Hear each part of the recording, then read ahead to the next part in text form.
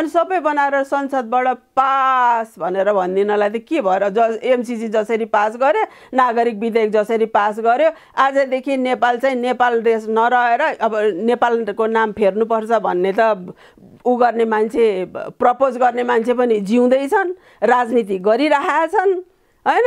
अहिले अलिकति कता र कता मात्रै भइरहेको हो, फेरि एउटा अङ्कुशे लागिसकेको छ भनेपछि स्थिति डरलाग्दो छ। अनि स्थिति किन डरलाग्दो छैन त? अनि हामी त फिजीकरण त हामी भइसकेका रहेछौँ, किनभनेदेखि अरू मुलुकलाई चाहिएको कुरा चाहिँ जब संसदबाट चाहिँ पास गरिदिइराखेको छ, हामीले देखिराखेको छौँ, हामी टुलु टुलु परेर हेरिराखेको छौँ भनेदेखि अब फिजीकरण भनेको त त्यही त हो नि। एउटा मुलुकमा अर्को मुलुकको प्रभुत्व भएको, अर्को मुलुकप्रति चाहिँ वफादारी भएको मान्छेहरू चाहिँ सत्ता र शासनमा बस्ने त फिजीकरण हो नि त महेन्द्र चौधरी हैन। अब भनेपछि त हामी त फिजीकरण त भइसकेको रहेछौँ, हामी फिजी होला भनेर अब राष्ट्रपति अंगीकृत भइसकेपछि सिक्किमीकरण पक्का। अनि त्यसपछि त पास गरिदिने त्यहाँबाट है। अनि त्यहाँ एउटा अग्निप्रसाद, रामप्रसाद, श्यामप्रसाद, कुनै प्रसाद त्यहाँ बस्या हुन्छ, लु मैले टाउको गने भयो पास भनेर भनिदिन्छ। अहिले जसरी एमसिसी पास हुँदाखेरि टाउको के हुन्छ र हुन्नको, मैले त हुन्न त सुन्दै सुनिनँ भनेर भने हुन्छ हैन। अनि त्यसपछि नागरिकता विधेयक हुन्छ भन्ने मात्रै शब्द सुनियो, हुन्न भन्ने त कोही पनि थिएनन्, अथवा कोही बोलेनन्, अथवा सभामुखले सुन्दै नसुनेको हो है, र भन्न चाहनेले बोल्नै नसकेको हो। त्यो त हामीलाई केही पनि थाहा छैन नि संसदमा। अवस्था भयावह देख्नुहुन्छ, अकल्पनीय दुर्घटना हुने सम्भावना तपाईले त्यस्तो होइन। अब मुलुक जोगिने हो भने एउटा दुर्घटना चाहियो भन्छु म त। के भन्न खोज्नुभयो? दुर्घटनाले जोगाउँछ? अब अलिक बुझिएन नि भाषा। घटनाले जोगाएन भनेदेखि त दुर्घटनाले जोगाउला नि त। त्यो के आर्मी शासन लागोस् भन्ने तपाईको होइन, आर्मी शासन पनि म चाहिँ त्यति साह्रो आर्मी शासन लागोस्, आर्मी शासन लाग्छ भनेर भन्नेमा पनि छैन म। राष्ट्रपति शासन त लाग्ने भए उहिले नै लागिसक्थ्यो। कस्तो दुर्घटना भन्नुभयो त? अब दुर्घटना भनेको चाहिँ के भने जसले चाहिँ एउटा र्याडिकल, किनभने यो मुलुकमा चाहिँ एउटा र्याडिकल चेन्ज चाहियो अब है। यी सबै यी 32 वर्षदेखि शासन गर्ने मान्छेहरू अब 104 वर्ष अगाडिका त छैनन् हैन। अघि तपाईको भूमिकामा भन्नुभएको थियो नि, जुन यस्तो भयो भनेर, अब 15 सालका पनि धेरै बाँकी छैनन् है।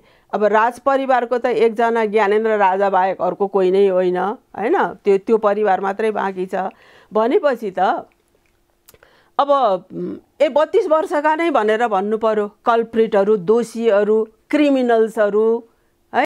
अब यिनीहरूले त सिधा बाटो त हिँड्दैनन्, मुलुक बनाउने बाटो हिँड्दैनन् भनेर भनेपछि त कुनै एउटा रेडिकल चेन्ज त आउनु पर्यो नि। के गर्छ त त्यो रेडिकल चेन्ज गर्ने साधन के?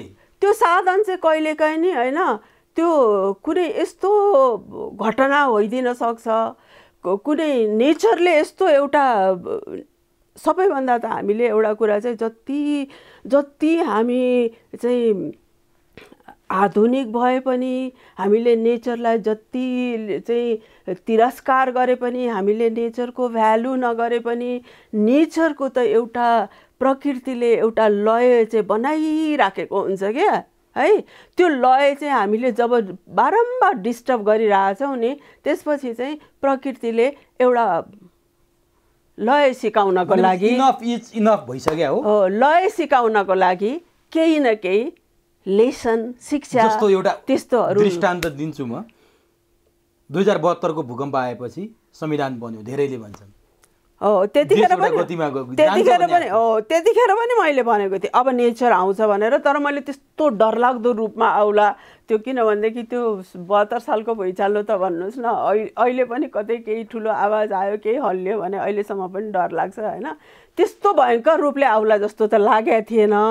तर मलाई अहिले चाहिँ अब चाहिँ नेचर फेरि एकचोटि आउने बेला भयो, अनि बल्ल देश जोगिन्छ। अब यो यहाँले गरेको अब नेपाल आमाले नै नेचरलाई पठाउने बेला भयो के अब यहाँले भने जस्तो कुनै अकल्पनीय दुर्घटना भएर देश जोगियो भने जोगियो, यी नेताबाट, यी शासकबाट, यो सत्ताबाट जोगिने सम्भावना देखिन्छ। अब होइन, जसले गठबन्धनलाई गायत्री मन्त्र बनाएको छ, बिहानदेखि बेलुकासम्म जपिरहेको छ गठबन्धन गठबन्धन गठबन्धन गठबन्धन हो के मुलुक हो गठबन्धन भनेको? प्रतिगमन रोक्ने एउटा ताकत हो नि त्यो। के प्रतिगमन? केपी ओलीले दुई पटक संसद विघटन गरे, संविधान ध्वस्त पार्न थाले, व्यवस्था परिवर्तन सबै कोल्याप्स पार्न थाले, त्यसकारण एक ठाउँमा आएर जोगाउनुपर्छ भने उनीहरूको कुरा गर्छ। होइन, अहिले जुन देशमा संसदमा बसेर प्रधान न्यायाधीश होइन महाअभियोग लागेको प्रधान न्यायाधीशले तपाईहरूले गरेको यो चाहिँ संविधान अन्तर्गत नै छैन, संसदीय संविधान अन्तर्गत नै छैन, म त तपाईँहरूको रेस्पेक्टका लागि मात्रै आइदिएको भनेर भनेपछि अब प्रधान न्यायाधीश त भनौँ न, महाअभियोग लागेर निकालिसकेको भएदेखि त उहाँ बेग्लै हुनुहुन्थ्यो। तर अहिले पनि प्रधान न्यायाधीश त हो, निलम्बित भयो भने प्रधान न्यायाधीश त हो होइन।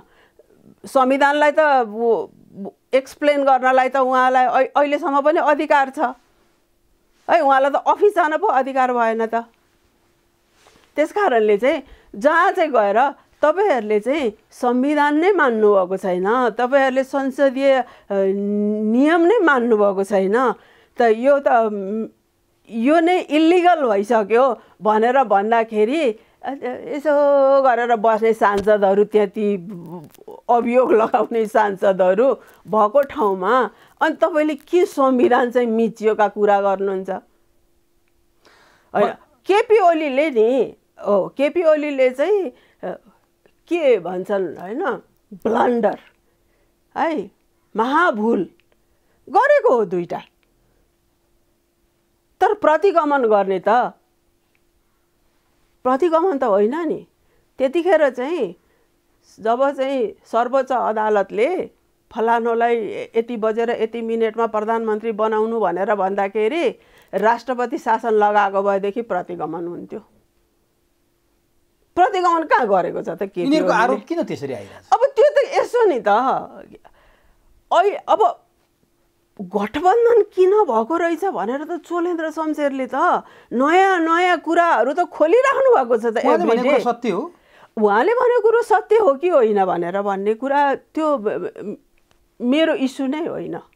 तर उहाँ बयान दिन गएको कि प्रतिशोध साध्न गएको? उहाँ बयान दिन गएको कि आफ्ना विरोधीहरूलाई यो गल्ती गरेको थियो भनेर पोल्न गएको त? यस्तो नि त, तपाईँले कसरी त्यो प्रतिशोध लिने भनेर त तपाईँले कसैलाई भित्तामा पुर्याउनु भएको छ भनेदेखि अब भित्तामै चाहिँ त्यही विलिन हुने कि त्यहाँबाट भित्ताबाट हट्नको लागि चाहिँ हातले त ठेल्नु परेन, कसैलाई पनि भित्तामा पुर्याउनु हुँदैन। तर उहाँले हेर्नुहोस् त, न्यायालयका न्यायाधीशहरूमाथि प्रश्न उठाउनु भयो, न्यायाधीशमाथि जाँड खाएर भट्टीमा नाचेको कुरा पनि उहाँले गरिदिनु भयो। न्यायाधीशहरूले संसद पुनर्स्थापना गर्दा अथवा परमादेशको सरकार जारी गर्दा सरकार बनाउनेहरूबाट केही आशा राखेको कुरा पनि गर्नुभयो। शम्भु थापामाथि पनि प्रश्न उठाउनु भयो। बाबुराम र माधव नेपाललाई जेल हाल्ने अथवा त्यो ललिता निवासको प्रकरणको सुनाइ हुने कारण मलाई महाभियोग लगाइयो भनेर भन्नुभयो। यी कुरा सत्य होला नि त? अब यो कुरा सत्य नसत्यको कुरा भन्दाखेरि पनि हेर्नुहोस् है, मैले चाहिँ मैले वकालत पढेको पनि छैन होइन, मलाई त्यसको प्रोसिजरहरू मलाई थाहा पनि छैन। तर जहाँसम्म मलाई लाग्छ कि तपाईँलाई चाहिँ कुनै गिल्टको बारेमा चाहिँ तपाईँले बयान दिन थाल्नुभयो भनेदेखि तपाईँले कसैको नाम तोक्नु भयो होइन, फलानु मान्छेले मलाई यस्तो गरेको, ढिकानो मान्छेले मलाई यस्तो गरेको भनेर तपाईँले आफ्नो बयान दिने क्रममा भन्नुहुन्छ भनेदेखि त्यो न्यायाधीशको काम चाहिँ के हो भनेदेखि त्यो मान्छेलाई पनि बोलाएर ल्याऊ, त्यसले यसो गरेको हो कि होइन, हामी उसँग पनि इन्टरोगेट गर्छौँ। आरोपी त हो, बयान त दिनु होइन। प्रधान न्यायाधीश त प्रधान न्यायाधीशै हो नि त, निलम्बित भए पनि प्रधान न्यायाधीश हो। अनि चोलेन्द्र शमशेरले बोलेको चाहिँ सबै कुरा चाहिँ झुट बोलिराखेको हो भनेदेखि त प्रुफ गराइदिनु पर्यो नि त। अब हामीले त किनभने हामीलाई त ललिता निवास काण्डमा चाहिँ माधव नेपाल गिल्टी हो कि होइन, बाबुराम गिल्टी हो कि होइन, विजय गछेदार हो कि होइन थाहा छैन। प्रचण्डले बेलुका गएर चाहिँ चोलेन्द्र शमशेरसँग तपाईँले माधव नेपालहरूलाई चाहिँ यसरी तपाईँले मुच्न पाउनुहुन्न है तपाईँको फैसलामा भनेर भन्ने सुनेको त्यो हो कि होइन त हामीलाई थाहा छैन नि त। तर अब त कुरा त आएपछि मलाई पनि जनता भएर त मलाई पनि त चाहियो नि त, मेरो पनि अधिकार हो नि, राइट अफ इन्फर्मेसन त मेरो पनि छ नि त, मैले पनि थाहा पाउनु पर्यो नि त। शम्भु थापाले के गरेको हो, कसले झाड खाएर लड्ने ओर्ने भनेको त्यो पर्सनल कुरा हो होइन। अफिसमा नलडुन्, अरूतिर जहाँसुकै लडुन्, मलाई मतलब पनि छैन। तर भाग खोजेको, फलानोले यसमा सेयर खोजेको, फलानोले उसमा सेयर खोजेको, हामीले त भोलि मलाई केही प्रब्लम पर्यो र मैले मुद्दा लड्नु पर्यो भने पनि मैले पनि वरिष्ठ वकिलहरू त उहाँहरू नै हो नि त होइन। अब त्यस्तो मान्छेहरूकोमा त म कसरी जाउँ होला त? भनेपछि चोलेन्द्र शमशेरले जे कुरा उठाएका छन् त्यो कुरा चाहिँ हिम्मत हो गरेर कि मान्नुपर्छ? होइन, हिम्मत गर्ने नगर्ने, त्यो हिम्मत गर्ने भएदेखि उहिले नै हिम्मत गरिसक्नु पर्ने थियो। म त्यो हिम्मतिलो पनि भनेर भन्दिनँ। तर चोलेन्द्र शमशेरले एउटा चाहिँ प्रोसिजर फलो गरेको हो। चोलेन्द्र शमशेरलाई चाहिँ जतिवटा चाहिँ त्यहाँनिर त्यो उहरू लगाइएको छ नि त होइन, आरोपहरू लगाइएको छ, तिनीहरूलाई क्लेरिफाई गर्ने त चोलेन्द्र शमशेरलाई पनि अधिकार छ, मलाई भयो भने मलाई पनि अधिकार छ। बयान दिँदा दिँदा एकाएक बयान रोकियो, त्यो तात्पर्य के अझ बढी कुरा खोल्छन् भनेर? अब हो त्यस्तै त होला नि केही न केही, किनभने अचानक रोकियो। चोलेन्द्र शमशेरको कोसँग बेलुका के कुरा हुन्छ, दिउँसो के कुरा हुन्छ, उहाँको फोनमा कसको कल आउँछ, त्यो त मलाई त केही पनि थाहा छैन नि त होइन। उहाँको एक्सेस कता हो, उहाँको अप्रोच कता हो, उहाँको अलाइनमेन्ट कता हो, उहाँलाई को मान्छे मनपर्छ को मान्छे मन पर्दैन भनेर भन्ने मलाई त थाहा छैन नि। त्यस कारणले चोलेन्द्र शमशेरले अहिले आक्रोशित भए, यस्तो भए, हिम्मत देखा, म त्यस्तो केही पनि भन्दिनँ। म चोलेन्द्र शमशेर वा पनि भन्दिनँ।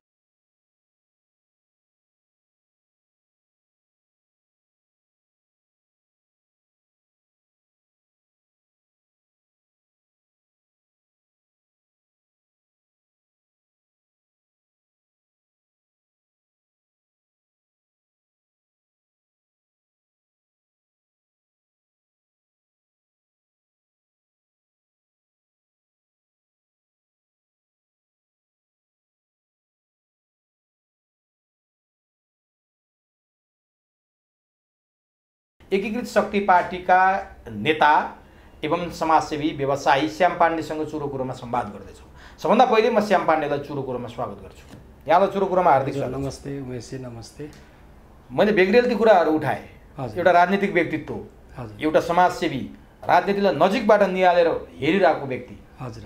नेपालको यो राजनीतिलाई अहिले देखेका उतार चढाव, विभिन्न किसिमका घटना परिघटनालाई यहाँले कसरी लिनुभएको छ? मैले यहाँबाट सुरु गरेँ। यस्तो छ, यसलाई अहिले हामीले यहाँले धेरै कुरा जोड्नुभयो, जति यहाँले सम्बोधन गर्नुभयो सायद त्यति छैन होला म, तर पनि अब यहाँलाई धन्यवाद। सबभन्दा पहिला वास्तवमा यहाँ अहिले नेपालमा यो एउटा अखडा बनिरहेको छ। अहिले नेपाल राजनीतिक, आर्थिक हरेक हिसाबले यो एउटा प्लेटफर्म जस्तो, हेर्दा त सानो मुलुक छ दुनियाँले देख्दा, तर हरेक कुराहरू यहीँबाट सञ्चालन भइरहेछ। अहिले त्यस्तो स्थितिमा अहिले नेपाल पुगेको छ। सबै शक्ति राष्ट्रहरूको एउटा खेल मैदान बनिरहेको अवस्था छ अहिले। यो खेल मैदानका दौरान नेपाली आन्तरिक राजनीति, घरेलु राजनीतिमा फेरि त्यस्तै किसिमका उतार चढावहरू देखिन्छन्। चुनाव घोषणा भएको संसदले कार्यकाल लम्ब्याउन खोजेको कुरा पनि हामीले देख्यौँ। त्यही कुरामा राष्ट्रिय प्रजातन्त्र पार्टीका अध्यक्ष राजेन्द्र लिङ्गदेन राजीनामा दिएर निस्किसके बाहिर सत्तारूढ गठबन्धन र प्रतिपक्ष लगायतका सांसदहरूले राजेन्द्र लिङ्गदेनको जति बुद्धि नपुराएका हुन्, अथवा देशको माया नभएको, अथवा देशको ढुकुटीमा ब्रह्मलुट गर्न खोजेका हुन्, यो विषयलाई कसरी लिनुभएको छ? यस्तो छ, अब यो गठबन्धनको कुरा गर्नुभयो यहाँले, म गठबन्धनतिर जान चाहन्छु। यो देशमा सैद्धान्तिक रूपमा राजनीति गर्ने पार्टीहरूको अभाव भइसक्यो। किन भन्दा अब एनी हाउ चुनाव जित्ने, यहाँ त अब तपाईँलाई बुझिराख्नु भएको छ, सबैले दुनियाँलाई थाहा छ, अहिले संसारले बुझेको कुरा हो। किनकि अब हेर्दै जानु न, अब अहिले सिटको बाँडफाँड खुलेआम, अब तैँले यति सिट, मैले यति सिट, तैँले यो चुनावमा गएर बेकारमा खर्बौँ रुपियाँ खर्च गर्नुभन्दा अहिलेका पार्टीहरू मिलेर यहीँबाट बाँडे भइहाल्यो नि। कमसेकम त्यो पैसा बजेट त देशलाई बस्थ्यो नि। आखिरमा मिलेरै जान छ यिनीहरू भन्ने पार्टीको त कुरै आएन नि। त्यहाँ गठबन्धन गरिदिएपछि सबै भएको जति पार्टीहरू, ठुला पार्टीहरूको संयुक्त गठबन्धन मोर्चामा भन्ने, चुनावमा नजाने र त्यो खर्बौँ रुपियाँ त कमसेकम देशमा बस्थ्यो, पैसा त बस्थ्यो चुनावको खर्च। अब यो नाटक किन रच्नु पर्यो भने किन रच्नु पर्यो यो पैसा खर्च गर अनि काङ्ग्रेसले एमालेलाई भोट हाल्ने एमाले माओवादीलाई माओवादीले अर्को मधेसवादीलाई दुनियाँ यो पार्टीको नाम अब मेरो विचारमा यी अहिलेका जति पनि छन् तिनीहरूको नामै गठबन्धन राखिदिने नेपाल गठबन्धन पार्टी अब रवि लामिछानेको स्वतन्त्र पार्टी भने जस्तै नेपाल गठबन्धन पार्टी भनेर अब राखे हुन्छ। म त्यही कारणले हिजो म पनि काङ्ग्रेसको मान्छे अब काङ्ग्रेसको मान्छेलाई रुखमा भोट हाल्ने मान्छेलाई सूर्यमा हाल अनि कहिले हँसिया हथौडामा हाल कहिले अर्को हलोमा हाल भन्लान्। हामी कसैको गोठालो होइन, हामी सिद्धान्तमा हिँड्या बिपीको सिद्धान्तलाई मानेर हिँड्या मान्छे अब यो पार्टीमा बसेर यसबाट केही नाम मात्रै बिपीको फोटो मात्रै देखाइरहेको अवस्था छ। त्यसले गर्दाखेरिमा त्यहाँ बस्नुभन्दा बरु हामी नै एउटा टिम मिलेर आफ्नै एउटा नेपालको माटोले मागेको एउटा पार्टी सुरु गरौँ भनेर हामीले खास सुरु गरे। अब तपाईँहरूले सुरु त गर्नुभयो। हजुर हजुर। तपाईँहरूको पार्टीले पनि खासै त्यस्तो उतार चढाव केही दिन सकेन, केही त्यस्तो नयाँ नौलो केही पनि पाइएन। तपाईँहरूको पार्टी पनि नाम मात्रैको पार्टी, तपाईँहरूको पार्टी होइन पार्टी भन्यो जहाँ केही मान्छेहरू तपाईँहरू बिसौनीमा बस्ने जस्तो वर्ष दिन हुन लागिसक्यो भइसक्यो।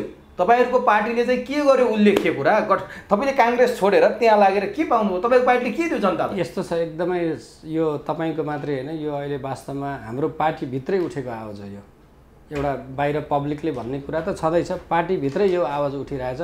पार्टीले के नै गरे कुनै गतिविधि गरेकै छैन, कुहिराको काग बन्नुभयो तपाईँहरू छैन। तर यहाँ प्राविधिक कुराहरू छ, केही कुराहरू अब नयाँ सुरुवात गरेको पार्टी धेरै कुराहरू मिलाउनु पर्ने हुन्छ। चुनाव चिन्ह हामीले लिनै बाँकी थियो, हामीले अहिले त्रिशूल चुनाव चिन्ह हामीले लियौँ। अब दर्ताको प्रोसेस हुन्छ, डकुमेन्ट्सहरू मिलाउनु पर्ने हुन्छ। त्यसले गर्दा हामी केही कुराहरू अहिले मिडियामा जानुभन्दा पनि सङ्गठन विस्तार भन्दा पनि तर तपाईँको कुरा चित्त बुझेन है श्यामजी। हजुर, तपाईँहरूले पार्टी खोलेपछि स्थानीय तहको निर्वाचन भयो, त्यहाँ तपाईँहरू कहीँ देखिनु भएन। अब सङ्घ र प्रदेशको चुनाव आउँदैछ, अरू दलहरू धमाधम उम्मेदवार छान्ने काममा लागेका छन्। तपाईँको पार्टीको अध्यक्षको नाम कहीँ सुनिँदैन, पार्टीको नामै सुनिँदैन, कुनै कार्यक्रमै देखिँदैन। नागरिकता विधेयक आयो, तपाईँहरूको दृष्टिकोण के हो थाहा छैन। एमसिसी आयो, तपाईँहरूको दृष्टिकोण के हो थाहा छैन। एसपिपी आयो, तपाईँहरूको दृष्टिकोण के हो थाहा छैन। खालि ठुला कुरा गरेर अरूलाई धारे हात लाउने। आज आफूले जिम्मेवारी लिँदा थाहा भयो नि के गर्यो पार्टीले। एकीकृत शक्ति पार्टीको कहाँ छ अस्तित्व? होइन, एकदमै राम्रो कुरा उठाइदिनु भयो। अब यो वास्तवमा यो हाम्रो पार्टीको कमजोरी हो, भइरहेछ। किन यो पार्टीमा हाम्रो पार्टीभित्र यो कमजोरी छ, आवाज उठिरहेको छैन। धेरैचोटि कुरा पनि पार्टीभित्र पनि छलफल नभएको होइन, तर चुनावको विषयमा कुरा गर्दा हाम्रो पार्टीले स्पष्ट भनेको छ हामी प्रदेश संरचना हटाउनुपर्छ भन्ने मान्यता बोकेको सिद्धान्त बोकेको पार्टी हो। प्रदेशमा हाम्रो उम्मेदवार हुँदैन, स्थानीय लेभल र सङ्घमा हाम्रो उम्मेदवार हुन्छ। यसपटक हाम्रो करिब 25 देखि 30 जना उम्मेदवारहरू हामीले दिँदैछौँ अहिले। अनि त्यो 25 देखि 30 जना उम्मेदवारले गर्ने के? हात्तीको मुखमा जिरा हुनुहुन्छ तपाईँहरू? त्यो गर्ने त 275 होइन, उम्मेदवार भएर के गर्ने भन्दा पनि उपस्थिति जनाएको, किनकि यो सुरुवात हो। अब जनताले 25 र 30 को कुरा हुँदैन। अहिले राप्रपाको पनि कति नै छ र 1-2 जना कति मात्रै छन् होइन उपस्थिति, मलाई एक्ज्याक्ट सङ्ख्या थाहा छैन। एकजना राजेन्द्र लिङ्गदेन हुनुहुन्थ्यो, त्यही पनि राजीनामा दिनुभयो। त्यसले गर्दा उपस्थिति सङ्ख्या भन्दा पनि क्वालिटीको हुनु पर्यो। राष्ट्र बेचिँदाखेरिमा आवाज उठाउने व्यक्ति हुनु पर्यो, चाहे एकजना पनि बहुत काफी छ त्यसको लागि। एकजना एउटा पनि सपुत भयो भने कुपुत हुनुभन्दा एकैजना उपस्थिति भयो भने राम्रो हो भन्ने हिसाबले हामीले उपस्थिति चाहिँ जनाउँदैछौँ। अब भोट दिने काम चाहिँ जनताको काम हो। अब भनेपछि प्रदेशको चुनावमा तपाईँहरू भाग लिनु? प्रदेशमा हामी कहिले पनि लिँदैनौँ। सङ्घमा तालमेल गठबन्धन केही हुन्छ कि हुँदैन? हाम्रो तालमेल गठबन्धन हुँदैन। किन भन्दा जसलाई छोडेर हाम्रो कोही माओवादीबाट आउनुभएको छ, कोही एमालेबाट आउनुभएको छ, कोही काङ्ग्रेसबाट आउनुभएको छ। हाम्रै भित्रका साथीहरू पनि आफैमा भर्खर टपक्क जन्मिया होइन, कुनै न कुनै पार्टीबाट आएको। जब सिद्धान्त नमिलेर आइसकेपछि फेरि तिनीहरूसँगै तालमेल गर्ने भनेको त एउटै पार्टी, अहिले भने नि गठबन्धन पार्टी राखे भइहाल्यो नि, किन पार्टीको नाम राख्ने? अनि नागरिकताको विषयमा के हो तपाईँहरूको धारणा? नागरिकता विधेयकको विषयमा त हामीले अब आवाज उठाइरहेछौँ। कहाँ उठाउनु भयो आवाज? यस्तो छ, अब सबैकोमा पुगेन होला, सब घर घरमा पुगेन होला हाम्रो आवाज, तर हामीले विरोध चाहिँ जनाइरहेछौँ। केमा विरोध हो तपाईँहरू? होइन, हाम्रो धेरैचोटि साथीहरू निक्लिरहनु भएको छ, माइती घरमा निक्लिनु भयो, कहिले आशातीत नतिजा केही पाए, जनताले केही पाए? नतिजा होइन, सानो पार्टी छ, उपस्थिति सङ्ख्या थोरै नै हुन्छ। अब ठुलो लाखौँ पार्टी चाहिँ किन चाहिएको थियो तपाईँको पार्टी? एक व्यक्तिलाई 1000-2000 रुपियाँ दिएर 5000 दिएर हजारौँको भिड बनाउने हामीसँग पैसा छैन। हामीसँग जति उपस्थिति छ 100-200 जना आएर हामी विरोध 100-200 जनाको उपस्थिति गराउने पार्टी चाहिँ नेपाली जनतालाई फेरि अर्को एउटा पार्टीको बोझ चाहिँ किन चाहिएको थियो तपाईँको पार्टी? यो बोझ छैन, जनतालाई आवश्यकताको लागि हो। बोझ भनेको के हुन्छ भन्दा जनतासँग जाने, पैसा उठाउने अनि त्यो कुम्ल्याउने, जनतालाई दुःख दिने भयो भने बोझ हो। जनतालाई दुःख भयो भनेर पार्टी जन्माएपछि त्यो बोझ भयो। के सुख दिनुभयो त तपाईँहरू आएपछि? सुख आउँछ, समयले दिन्छ। हाम्रो उपस्थिति भएपछि हामी सुख दिने, देशलाई समृद्धिको बाटोमा लैजाने कार्यक्रम छ। ल ठिक छ, यो त तपाईँको पार्टीको कुरा हो। अब अहिलेको सत्ता, अहिलेको गठबन्धन, तपाईँहरू यसमा तपाईँहरूको विश्वास पनि छैन, समर्थन पनि छैन। निलम्बित प्रधान न्यायाधीश चोलेन्द्र शमशेर राणामाथि महाभियोग लगाए, अहिले बयान लिइरहेछन्। उहाँको बयानले भन्ने भने एक प्रकारले देश नै तरङ्गित भएको छ। कसरी लिनुभएको छ? उहाँले भनेअनुसार त स्थिति त खतरा पो देखियो त देशको। यस्तो छ, उहाँले बयान दिनुभयो। अब यहाँ यो के हुन्छ भन्दा अब राजनीतिक रूपमा केही कुराहरू बोल्नै पर्ने हुन्छ उमेशजी। अब कसैको पनि मनभित्र के छ भनेर थाहा त हामी पनि पाउँदैनौँ। शब्दले मान्छेलाई शरीर बुझ्ने र एउटा भित्रको आत्मा बुझ्ने भनेको बाणीबाट शब्द के निक्लिया छ र त्यसलाई हामीले केलाएर हामीले बुझ्ने मात्रै हो। तर उहाँमाथि पनि अन्याय परे जस्तो मलाई लाग्छ। चोलेन्द्र शमशेरमाथि उहाँलाई बिचौलियाको आरोप लाग्यो, भ्रष्टाचारको आरोप लाग्यो, भागभण्डा मागेको आरोप लाग्यो। कसरी अन्याय भयो उहाँलाई? होइन, आरोप त अब धेरैलाई धेरै आरोप लागेको छ। उहाँले मैले किन भने भन्दा उहाँले जे कुराहरू भनिराख्नु भएको छ अहिले, उहाँले गरेका घटनाक्रमहरू, अब आजसम्म गरेका कुराहरू, कतिपय निर्णयहरू उहाँले हिजो नागरिकता विधेयक पनि उहाँले रोकिदिया हो, होइन? उहाँले रोक्या हो नि त, फिर्ता गरिदिया हो। त्यसले गर्दा धेरै कुराहरू राष्ट्रको हितमा उहाँले गर्नुभएको छ। तर उहाँमाथि आज संसदमा एकजना सांसदले मानसिक सन्तुलन बिग्रेको, मानसिक स्वास्थ्य चेक जाँच गर्नुपर्ने भनेर भन्नुभयो। के साँच्चीकै यस्तो छ? मानसिक सन्तुलन त हिजो 30 वर्ष न्यायाधीश भएर प्रधान न्यायाधीश भएको मान्छे बिग्रिएको भए पहिले पनि बिग्रिन सक्थ्यो होला। अब हुनसक्छ आफूले भनेको नभएपछि यो देशमा जे पनि जसलाई पनि भनिदिने, भोलि तपाईँलाई कुनै मिसनको पैसा खाएर यसले पत्रिका चलाइरहेछ भनिदिन सक्छन्, मलाई भनिदिन सक्छन्। भन्नेको कुरा होइन कि उनले व्यवहारमा के गरे, के गल्ती गरे, के गरेनन् र जनताले छर्लङ्ग छ अहिले, सबैले बुझेको हो। तर उहाँले जसरी आरोप लाउनुभयो नि, प्रतिशोधको भावना राखेर उहाँले चाहिँ बाबुराम भट्टराई र माधव नेपाललाई ललिता निवासको विषयमा मैले जब सुनवाई गर्न थालेँ, ममाथि महाभियोग लगाइयो भन्नुभयो नम्बर 1। नम्बर 2, उहाँकै न्यायाधीश प्रकाश राउतमाथि उहाँले आरोप लाउनुभयो, भट्टीमा जाँड खाएर नाच्ने भनेर आरोप लाउनुभयो। शम्भु थापामाथि त्यसै गरी आरोप लाउनुभयो। समग्रमा गठबन्धनमाथि लाउनुभयो। यो प्रमादेशको सरकारको फैसला गर्ने न्यायाधीशहरूले केही आशा राखेर फैसला, अनेक आरोप लाउनुभयो। भनेपछि नेपाल राज्य कहाँ छ उहाँको आरोप सुन्दाखेरि? यस्तो छ, यो महाभारतमा चक्रव्यूह भन्ने यहाँले पनि सुन्नुभयो होला, मैले पनि धेरैचोटि हेरेँ सिरियलहरूमा। त्यस्तै मलाई लाग्छ अहिले प्रधान न्यायाधीश चोलेन्द्र शमशेरज्यू चक्रव्यूहमा परे जस्तो लाग्छ। चारैतिरबाट घेरिएको छ। एउटा मान्छेलाई 100 जना मान्छेले यो त पागल हो भन्यो भने पागल हुन्छ त्यो मान्छे, किनकि सुनिदिने मान्छे त तिनै हो। धेरैको सङ्ख्याको हिसाब हुन्छ, यहाँ क्वालिटीको हिसाब हुँदैन। सायद उहाँ त्यो अवस्थामा हुनुहुन्छ जस्तो मलाई लाग्छ। उहाँले बोलेका कुरा सत्य हुन्? मलाई चाहिँ सत्य लाग्छ। अब सबै जनतालाई लाग्छ कि नै म भन्न सक्दिनँ। तर उहाँले त पुरा धोती खुस्काइदिनु हो त सबका सब, कोही चोखो छैन त। अनि नेपाल राज्य होइन न उमेशजी, उहाँको नेपाली नेताहरूको, नेपाली पोलिटिसियनहरूको उहाँले फुस्काउनै पर्थ्यो र सबै जनतालाई थाहा छ त धोती फुस्कायो कि के फुस्काइदिएको। कुन चाहिँ जनतालाई थाहा छैन कि यिनीहरूले के गरिरहेछन् यो 30-32 वर्षमा भन्ने? चोलेन्द्र शमशेरले भन्नै पर्दैन, सबैलाई थाहा छ। र पनि धेरै मान्छेहरू अब लम्पट भएर कार्यकर्ता भएर हिँडिदिँदाखेरिमा अब मैले भने नि है, अब धेरैजनाको सङ्ख्या भएपछि अब राम्रो मान्छे पनि ओझेलमा पर्छ।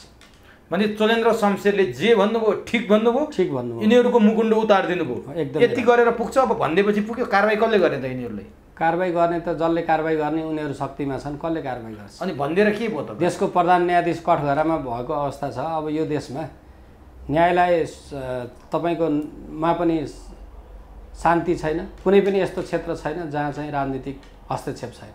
भने होइन के पायौँ त? चोलेन्द्र शमशेरले त्यति भनिदिएपछि, यिनीहरूमाथि आरोप लगाइदिइसकेपछि, प्रतिशोध साँचेपछि, यिनीहरू पनि खराब हुन् भनेर पोलिसकेपछि त्यसको नतिजा त निश्चित आउनु पर्थ्यो नि त। यस्तो हुन्छ नि त उमेशजी। अब एकछिनलाई म तपाईँलाई एउटा इक्जाम्पल दिन्छु। कसैलाई दुःख भयो भने त्यो मान्छे रोइदिन्छ, तर रोएर के पाइस् भन्ने कुरा होइन कि आँसु झरेपछि हल्का हुन्छ नि त। जनताले त बुझ्ने भयो नि कि वास्तवमा यसलाई अन्याय भएको छ। चुपचाप बस्यो भने के हुन्छ भन्दा चोलेन्द्रै दरबार हत्याकाण्ड जस्तो हुन्छ कि दरबार हत्याकाण्डमा कसको नाम लगाइदियो तैँ चुप मै चुप छ, खोजी छैन, केही छैन, त्यस्तरी भोलि चोलेन्द्र पनि आरोपित भएर जान्थे नि। कमसेकम स्पष्ट त पारे उनले आफ्नोलाई राम्रो गरेका छन्, देशको लागि राम्रो गरेका छन्। बाँकी भनेपछि धन्यवाद चोलेन्द्र हो, धन्यवाद मेरो तर्फबाट। हाम्रो पार्टीगत निर्णय होइन, म व्यक्तिगत रूपमा भन्दाखेरिमा मेरो तर्फबाट म उनलाई धन्यवाद दिन्छु। अनि यस्तै अर्का धन्यवादका पात्र भइरहेछन् अहिले राजेन्द्र लिङ्गदेन। हजुर, संसद पदबाट राजीनामा दिनुभयो। सानो पार्टीको सानो नेता भनेर उहाँलाई कम आँकिन्थ्यो, हेपिन्थ्यो। केपी ओलीले त हिँड्न नजानेको बाछो समेत भनेको थिए। उहाँले सांसद पदबाट राजीनामा दिनुभयो। यो चुनाव घोषणा भइसकेको काम चलाउ संसदको मलाई कुनै पनि सेवा सुविधा लिनु छैन भनेर उहाँको देशभरि प्रशंसा भएको छ। यो विषयलाई कसरी लिनुभएको छ? यो यस्तो छ, यो लिङ्गदेनजीको शैली, स्वभाव, राजनीति गर्ने कार्यशैलीहरू उहाँको राम्रो छ। उहाँले हुन त 2-3 महिनाको भत्ता लिएर नै के नै लिने भयो। आज यत्रो समयसम्म उहाँले भत्ता खाइसक्नु भयो। लास्टमा 2 महिनाको ल तँलाई भयो उयो होटलमा रेस्टुरेन्टमा केही खाएर ल टिप्स छोडिदिए जस्तै यो कुरा हो। यो उहाँले राजनीतिक तिकडम अपनाएको चाहिँ हो, तर अरूभन्दा उहाँ बेस्ट हुनुहुन्छ। नैतिकता प्रदर्शन त गर्नुभयो नि। ठुला भनेका पार्टीहरूले सानो चित्त गर्दा उहाँले त ठुलो चित्त देखाइदिनु भयो नि। होइन, ठुलो चित्त त धेरै नेताहरू छन् नि, अरू पार्टीमा पनि छन्। म जाने बित्तिकै कति मेयरहरू छन्, कति सांसदहरू छन्, ल जाने बित्तिकै मेरो यसपटकको तलब भत्ता लिँदैन, सबै लिँदैन, फल्नालाई, फल्नु वडालाई, फल्नु नगरपालिकालाई भनेर बोलेका छन्। तलब भत्ता किन लिनु पर्यो? अब तलब भत्ता किन लिनु पर्यो भन्दा आउने ठाउँबाट कमिसन आएको त गएर बसिसकेको छ। भत्ता छोडिदिनु त किन? जसले ठुलो भाउ खोजिरहेछ त्यसले त्यो सानो चिज छोडिदिइरहेको हुन्छ कि। अब चोलेन्द्र के अरे राजेन्द्र लिङ्गदेनले अरूको तुलनामा नैतिकता प्रदर्शन गरे। तपाईँले गठबन्धनको नाम के अरे गठबन्धन पार्टी राख भने जस्तै फेरि उहाँले पनि केपी ओलीसँग तालमेल गर्दै हुनुहुन्छ। कहाँ रह्यो सिद्धान्त? सत्ता पक्षसँग मात्रै होइन, विपक्षीसँग पनि देखिएन नि त सिद्धान्त। यस्तो गरौँ न, अब यसलाई के गरौँ भन्दा उहाँहरूको पार्टीको कुरा, उहाँहरूले जोसँग माओवादी छ, एमाले छ, यही काङ्ग्रेससँग कसैसँग पनि मधेसवादीसँग गठबन्धन गर्न सक्नुहुन्छ, तर एजेन्ट नै मिल्दैन। उहाँहरूको व्यक्तिगत उहाँहरूको पार्टीको निर्णय कुरा हो। अब हाम्रो पार्टीले यो गर त्यो गर भन्न मिल्दैन। जनताले प्रश्न उठाउनु त पाइयो नि। उहाँ संघीयताको खारेजको कुरा उठाउनुहुन्छ, राज संस्था पुनर्स्थापनाको कुरा उठाउनुहुन्छ, हिन्दू राष्ट्रको कुरा उठाउनुहुन्छ। अनि केपी ओली यी सबैका अपोजिटमा हुनुहुन्छ। कसरी भयो होला भनेर आश्चर्य लाग्दैन? यस्तो छ, आश्चर्य चाहिँ लाग्छ। यहाँ कोही एउटा हामी सबैले बुझ्नुपर्ने के छ भन्दा यहाँ कोही जनताको लागि, देशको लागि राजनीति गर्ने छैन। बालेन्द्र शाह किन भन्दा कसरी हुन्छ नाम कमाउने र आफू कसरी हुन्छ माथि चढ्ने, एउटा दुईवटा सिँढी चढ्नको लागि मान्छे निकै हल्ला गर्छन् केही मान्छेहरू। हेर्नु होला, भोलि भविष्यले बताउँछ। बाजा बजाउँदै आएर अनि त्यहाँबाट पछि गएर अलि माथि एउटा लेभलमा पुगिसकेपछि त्यो मान्छे, हिजोको गगन थापाहरू हेर्नु त, महेश बस्नेतहरू हिरो थिएनन्, युवाहरू सबैको समय आउँछ। खै त समय आयो त उनीहरू अब हरेक ठाउँमा उनीहरूको हात हुन्छ। ठेक्कापट्टादेखि लिएर हरेक निर्णयहरूमा उनीहरूले हात लगाइरहेका हुन्छन्। किन भन्दा यो सब त्यो ठाउँमा नपुग्दासम्म चिच्याउने कुरा रहेछ। यो बालेन्द्र शाह चाहिँ अलिक फरक भएर आएका हुन्। जस्तो उनले हिम्मत गरे अवैध संरचनामाथि डोजर हाले, उनले हिम्मत गरे फोहोरलाई चाहिँ पार्टीहरूको प्रतिकारलाई पनि खपेर उनले फोहोर व्यवस्थापन गरे।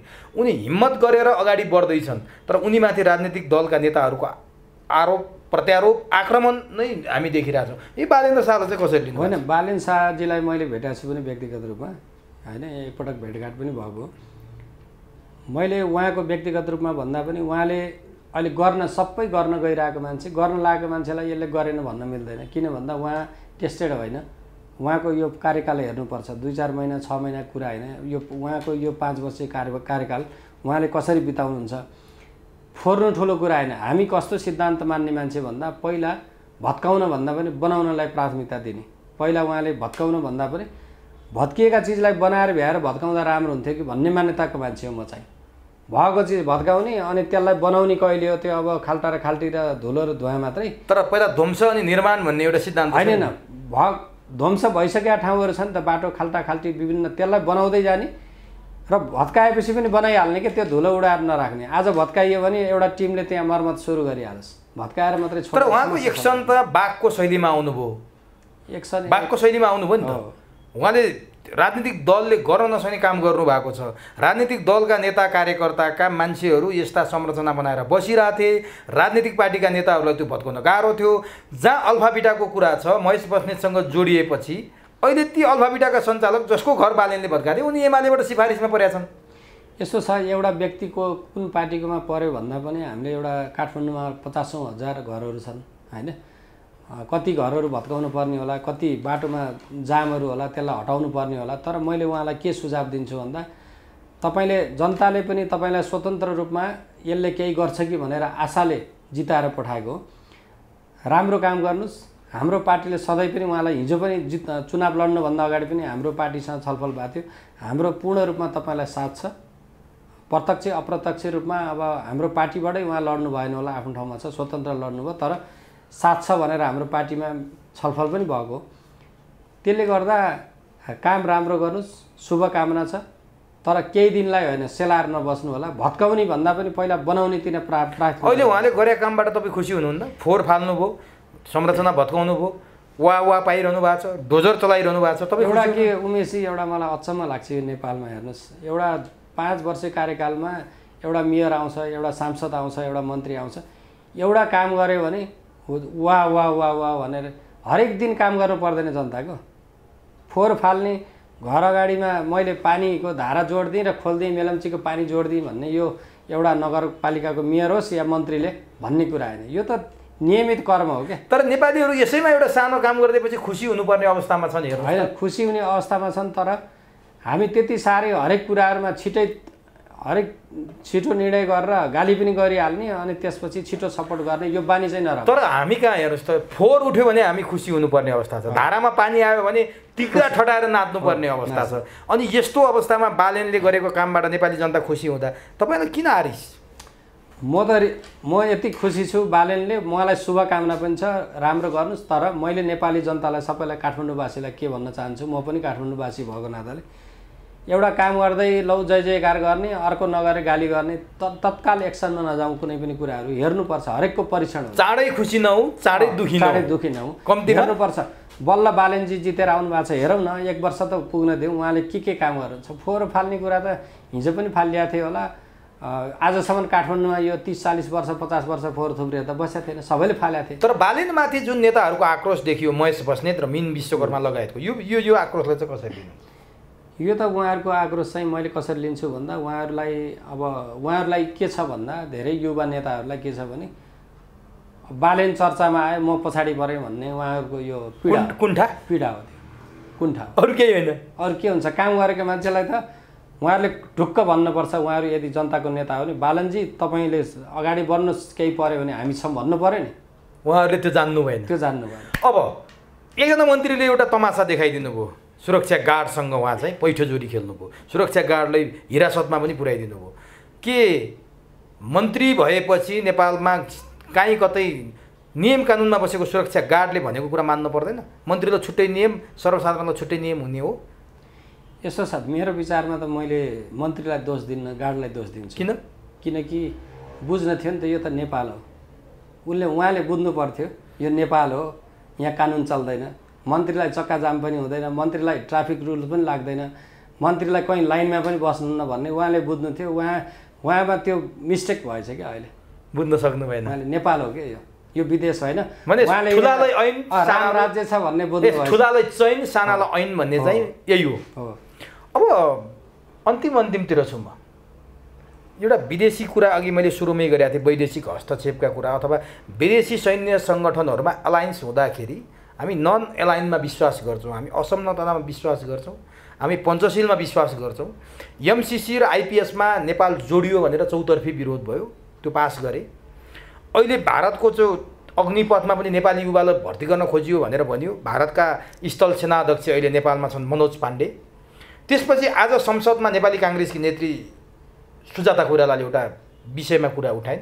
चीनको सेक्युरिटी एलायन्समा नेपाल जोडिएको कुरा आएको छ, यो वास्तविकता के हो? सरकारले प्रष्टीकरण दिनुपर्छ भन्दा उनले एमसिसीमा आइपिएसमा नेपाल जोडिँदा बोलिनिन्, चु गरेर बोलिनिन्, अग्निपथको बारेमा बोलिनिन्, चीनको बारेमा बोलिन्। के हो? नेपाल आइपिएसमा पनि जोडिएको छ, अग्निपथमा जोडिन खोज्दैछ, अनि चीनको चाहिँ सेक्युरिटी एलायन्समा के हुन खोज्या? यहाँ वास्तविकता के हो? यस्तो छ उमेशजी, अब सुजाताजीको कुरालाई एकचोटि म तपाईँलाई पनि भेटघाट गराइदिन्छु, तपाईँले सोच्नु होला उहाँलाई। तपाईँको पनि एकदमै सबै यहाँ नेपालमा सबै पोलिटिकल नेताहरूसँग चिन्जान्छ, म त्यता जान चाहन्न। हाम्रो नेपालले गर्नुपर्ने कुरा के भन्दा भारतीय सेनामा नेपाली छन्, ब्रिटिस सेनामा छन्, अमेरिकामा छन् भने सबै देशमा हुँदाखेरिमा भोलि चाइनासँग नहुनु पर्ने भन्ने पनि छैन कि त कसैसँग हुनु भएन। मेरो लागि सबै बराबर हो। यो त गगन थापाले भने जस्तो चीनबाट मागो, भारतबाट मागो, अमेरिका भने जस्तो गयो त होइन, भने जस्तो होइन, यथार्थ कुरा। तपाईँ र गगन थापामा के फरक भयो त? मलाई अहिले भोक लागेछ भने तपाईँले मलाई खाना दिनु र उहाँले खाना दिनु, अर्कोले कसैले दिनु, मेरो लागि बराबर हो। तर मैले मेरो चरित्र बेचेर म तपाईँसँग खाना त लिन सक्दिनँ होइन। कसैले दिन्छ भने त म स्वीकार्छु नि। भनेपछि चीनसँग पनि जोडिनुपर्छ। अरूसँग सबैसँग जोडिने, एउटा छिमेकी राष्ट्र जसको हजारौँ किलोमिटर सीमा खुला छ उसँग नजोडिने भन्ने पनि कुरा आउँदैन। जोडिने हुन्छ, हामीले फाइदा लिने हो, देश बेच्नु भएन। तर नेपाली युवा भर्तीको कुरा छैन नि त्यहाँ त। नेपाली सेना अथवा पुलिस सुरक्षा अङ्ग चाहिँ चीनको सुरक्षा अङ्गसँग एलायन्स गर्ने भन्ने कुरो छ। अब त्यो कुराहरू यस्तो छ, अब मैले भने नि हामी कसैसँग पनि कसैको एलायन्समा जानु हुन्थेन। मैले यो कुरा जोड्न खोजेँ। यहाँ हामी वास्तवमा स्वतन्त्र मुलुक हो, स्वतन्त्रै रहनुपर्छ। सबै कसैलाई पनि हामीले नेपालको भूमिबाट, चाहे भारत होस्, चाहे चीन होस्, चाहे पश्चिमा मुलुक होस्, कसैको अहितमा हामीले केही पनि यहाँ गेम खेल्न जरुरत छैन। हामीले यो प्लेटफर्म बनाउन दिने पनि होइन। हामीले आफ्नो हित के हो त्यति मात्रै सोच्नुपर्छ क्या, मेरो भनाइ थियो। भनेपछि सबैलाई समदूरीमा राखेपछि नेपालको हित छ, होइन भने जतिसुकै बेला पनि विस्फोट हुनसक्छ। यही हो तपाईँको सारमा तर्क। अरू केही भन्नु छ आम नेपालीलाई, आम दर्शकलाई, तपाईँको पार्टीका नेता कार्यकर्तालाई चुनाव आउँदैछ? आम दर्शकहरूलाई म के भन्न चाहन्छु भन्दा, अब यहाँ मेरो एउटा तपाईँहरू सबैलाई अहिले यो टेलिभिजन हेर्ने सम्पूर्ण आमा बुवा दाजुभाइ दिदी बहिनीहरूलाई के अनुरोध गर्न चाहन्छु भने, एकपटक अब हामी नेता त परिवर्तन भएन, हामी परिवर्तन भएर देखाउँ। किनकि देशले अब परिवर्तन खोजेको अवस्था छ। अब हरेक क्षेत्रमा, आफ्नो आफ्नो क्षेत्रमा, सबै क्षेत्रमा बालेन जस्तै युवाहरूलाई, हर्क साम्पाङ जस्तै व्यक्तिहरूलाई हरेक क्षेत्रमा, एउटा क्षेत्र दुईवटा क्षेत्रमा आएर चर्चामा आएर काम छैन। हरेक गाउँ, हरेक नगर, हरेक क्षेत्र, हरेक सांसदीय क्षेत्रहरूमा हामीले उहाँहरूलाई जिताएर पठाउँ भन्न चाहन्छु। किनकि फेरि पनि गाली गरे अब यिनीहरूलाई नै तपाईँले दिनुभयो भने यो परिवर्तन अर्को 30 वर्षमा पनि परिवर्तन आउँदैन। त्यसैले बेलैमा बुद्धि पुर्याउँ भन्न चाहन्छु। अब एकीकृत शक्ति नेपाल अब सानो पार्टी होला, आफ्नो ठाउँमा छ, सानो र ठुलो कुरा होइन। एउटा तपाईँहरूले घोषणापत्र सुन्नु होला, केही दिनमा हाम्रो विभिन्न मिडियाहरूमा आउँदैछ। एकीकृत शक्ति नेपालले चुनाव चिन्ह त्रिशूल लिएर आउँदैछ। हामीले प्रदेश बहिष्कार गरेका छौँ। हाम्रो प्रदेशमा आज मात्रै कुरा होइन, कहिल्यै पनि हामीले उम्मेदवार दिँदैनौँ। स्थानीय तह र केन्द्रमा हाम्रो उम्मेदवारी रहन्छ। र साथसाथै अझै हाम्रो देवप्रसादजीले, अध्यक्षजीले एउटा घोषणा गर्नुभएको छ, उहाँ चाहिँ कहिल्यै कुनै पनि पद धारणा गर्नुहुन्न। प्रधानमन्त्री होस् या कुनै मन्त्री सांसद नभएर युवाहरूलाई, राम्रो काम गर्ने युवाहरूलाई, देश बनाउन सक्ने युवाहरूलाई अगाडि सारेर जाने भन्ने उहाँले बोल्नु भएको छ। त्यसैले यसलाई तपाईँहरूले पनि साथ दिनुहोला, उहाँ जस्तो राम्रो व्यक्तिलाई साथ दिनुहोला भन्न चाहन्छु। हस्, समय दिनुभयो, अत्यन्त महत्त्वपूर्ण भनाइ राखिदिनु भयो, यसका लागि यहाँलाई हार्दिक धन्यवाद। हस्, धन्यवाद।